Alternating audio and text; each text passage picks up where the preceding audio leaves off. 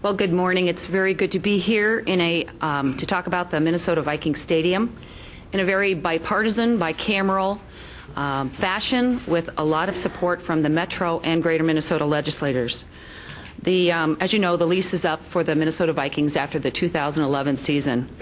And next year you'll have a whole new crop of legislators. You'll have a new governor. So obviously this is a time with the situation that it is, we need to have a bill. We need to address the Viking Stadium. It's paramount.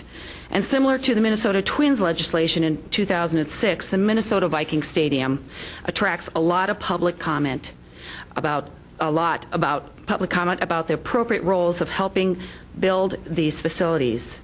But as we have seen with the Xcel Center in St. Paul and the new Target Field in Minneapolis, once these facilities are built, there is a lot of jobs created, and the venues are in operation, and there's a lot of excitement. You just go down to Minneapolis and you see the vitality that is occurring down there, and it's been very good for Minneapolis, Hennepin County, and for the entire state of Minnesota.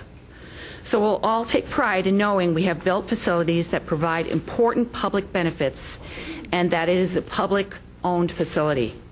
Representative Lanning and myself were on the Twins Conference back in '06, and that was another very interesting conference committee to be on.